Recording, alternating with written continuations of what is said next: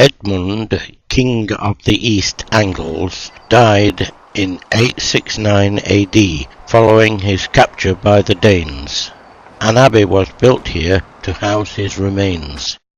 In the grounds of the old abbey is this model, and you can still see some remains of the abbey buildings.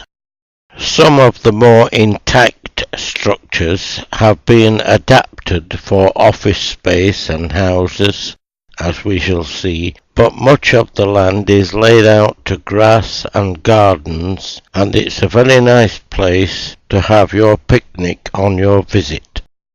The Diocese of St. Edmundsbury was established as late as 1914, and one of the churches of the abbey became the Cathedral Church of Suffolk.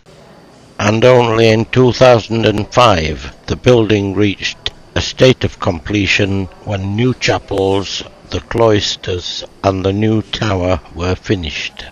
Even now, in 2010, some work is continuing in the chancel, and I was not able to go in there.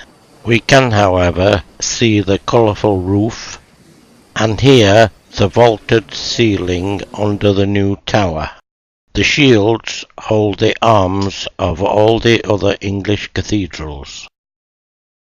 Prevented from making a pilgrimage to Santiago de Compostela by pressure of business, I am told, Abbot Anselm, 1121 to 1148, in its stead built a church, or rebuilt St. Denis's Church here, and dedicated it to St. James.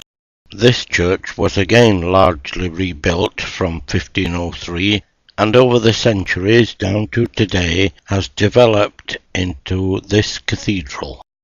The windows along the nave represent scenes from the Bible. The old abbey of St. Edmund was the meeting place of the barons who were determined to curtail the powers of King John and eventually enforce the terms delineated in Magna Carta. In 1597, Martha, the daughter of Bartholomew Gosnold, founder of Jamestown, was baptized here. I understand that Martha's Vineyard is named after her.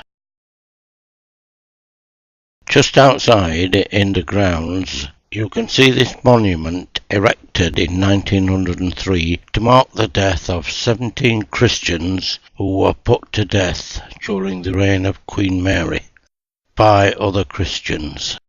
They were probably burned alive by people who professed to follow the teachings of our Lord about loving your enemy.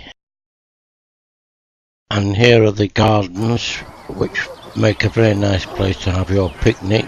There are seats around, and there is also a refectory which is open Mondays to Saturdays. This is one of those buildings that we mentioned earlier, which incorporates parts of the old abbey. There are many more things and details to be seen than we've been able to cover in this film, not least the choir and St. Edmund's Chapel, which may be accessible when you visit. You will like your visit here. Look for the Norman Tower housing the bells. Look for the nearby Angel Hotel, where Charles Dickens stayed and then put into his Pickwick Papers.